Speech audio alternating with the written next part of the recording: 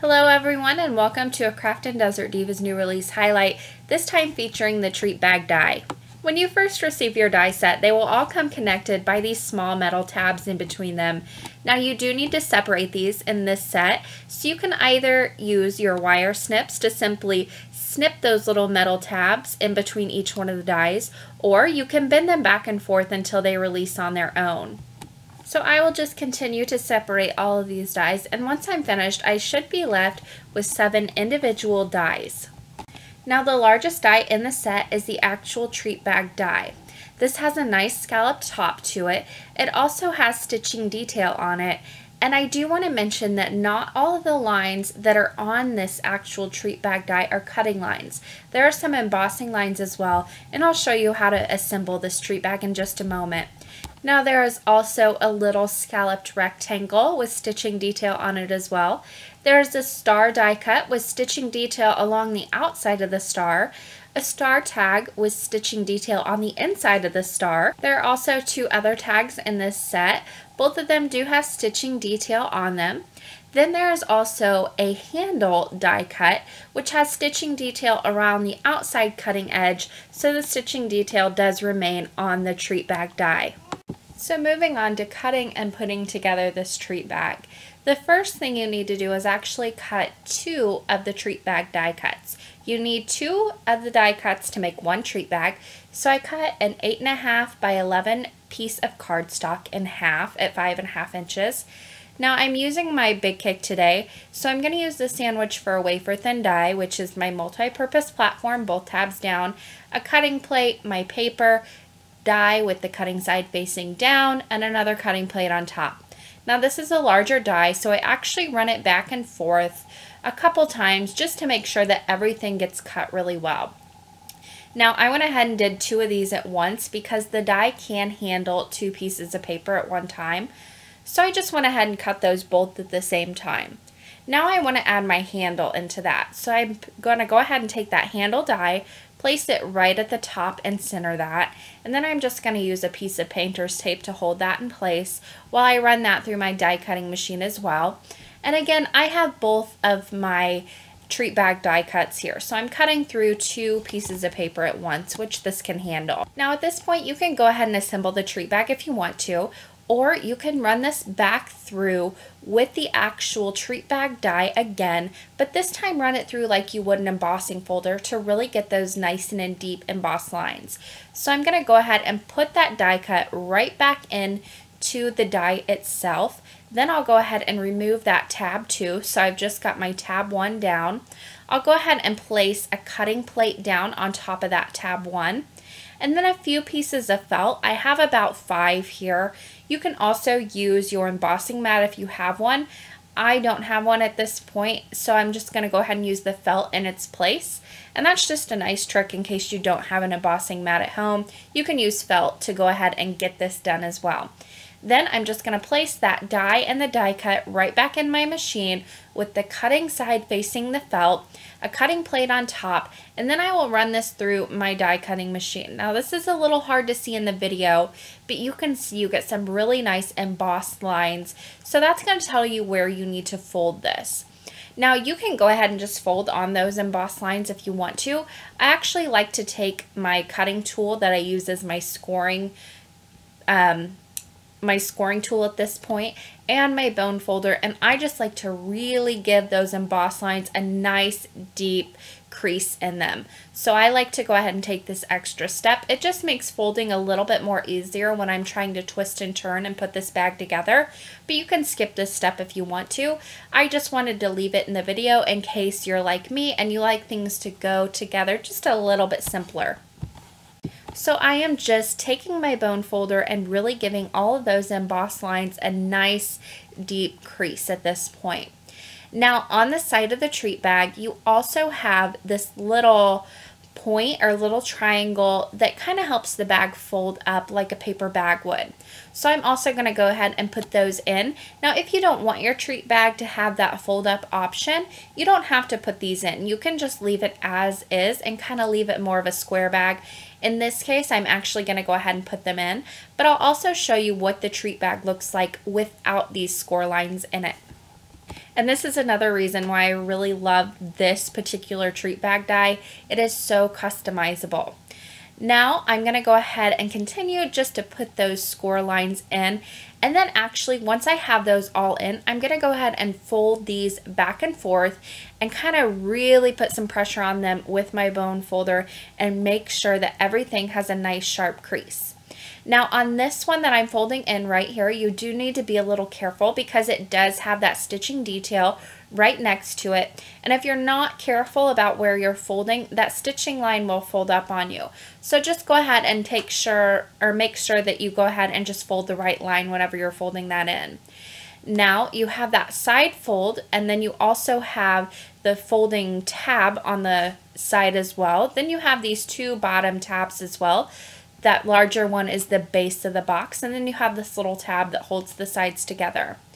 Now, whenever you fold in those little fold lines that are going to help this treat box fold up, I just like to use my fingers and kind of pinch them right where they meet up into that point. And then I just pinch the other side as well.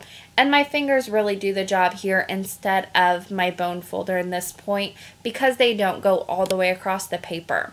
Here's a closer look at all of those score lines, nice and creased in that die cut, just so you know where they all need to go. Now to put this together, you need some type of adhesive. I like to use score tape, and this is the 1/4 inch score tape. You can use liquid adhesive if you want to. I just like this because it's nice and quick. You can use whatever type of adhesive you feel most comfortable with on your 3D projects. So I went ahead and put some adhesive on the tabs on both the side and the bottom, and then on this larger tab on the bottom, which is actually the base of the box, I'm only going to be putting adhesive on one of those. So I've got 2 die cuts here that I'm going to need adhesive on both of them. So both sides, both tab sides, and both bottom tabs, the smaller ones, you need adhesive, but only one of the larger bases you need adhesive on. So I like to put my bases together first, and I'm just going to line those up and then give it a firm press so they stay together very well. Now you can see why you do not need adhesive on this second base, because if you were and you remove the backing paper, your box is going to stick to whatever surface you set it on.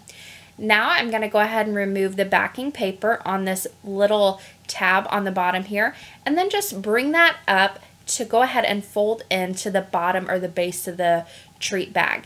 Then I can go ahead and remove the backing paper on the side tab here, and then I'll fold in that other side of the treat bag. So now it's starting to kind of take shape here. I'm getting my sides together and I'm getting my 2 die cuts here together. I've got the base and one side at this point. Now I just need to go ahead and fold in this other side as well. So I'm just going to start with that smaller tab on the bottom, again removing the backing paper here, and then I will just bring that in. And once you have one side in, it does get a little tricky, but this is why I like to put those score lines in, because everything just kind of goes together a little bit more easier when it's a little bit more flexible. So I went ahead and brought that in and pressed that down into the base. Now I'll just fold in this last side and attach it to the front of the treat bag die cut. Now, at this point, it is a little tricky to get everything nice and secure, so I like to take a pin or your bone folder and really put it inside the treat bag and give everything a nice press. You can also see how those score lines on the side of the bag allow the bag to really fold up and cinch up at the top if you want it to.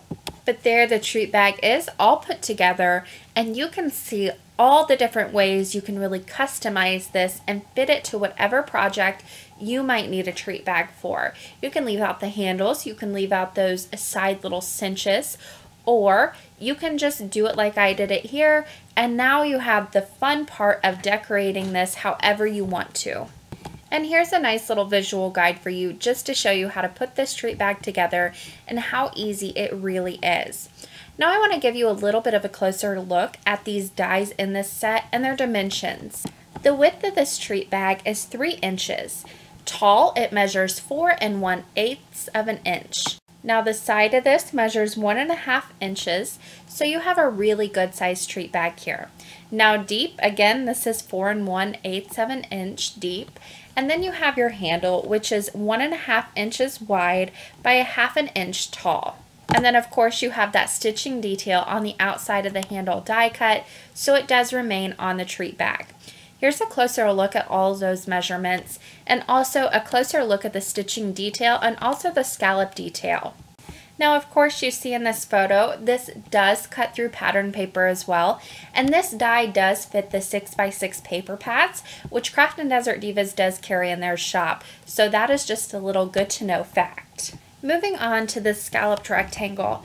The longer side is 2 3/4 inches, and then the shorter side is 2 1/2 inches. It does have stitching detail on it, and this will fit both ways on the treat bag die, so again, very customizable.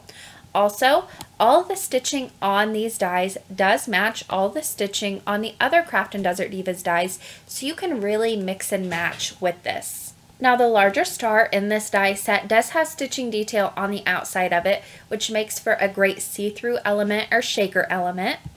And you can also layer this larger star with this smaller star tag if you wanted to, which would make for a very cute little tag for this treat bag. Now you also see that smaller star tag there, and that has stitching detail on the inside of the star, and it also has a little hole in the top so you can thread twine or whatever you might want to use to tie that onto your treat bag itself. So the star die cut measures 1 3/4 inches across by 1 7/8 inches tall. The smaller star tag measures 1 inch by 1 inch, so it's very small but very cute and the perfect size to add a little tag to this treat bag. Now there are also 2 other tags in this die.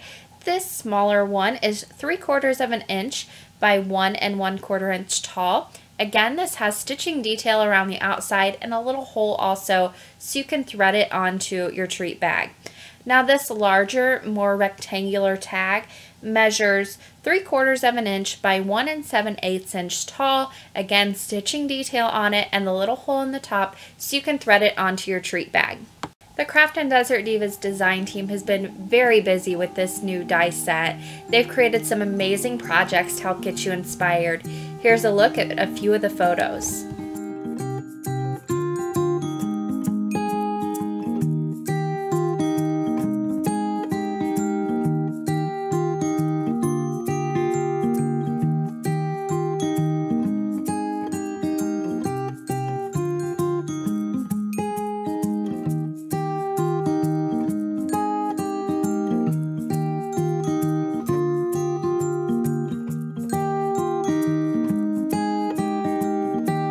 This new die set is available in the Craftin Desert Divas shop online.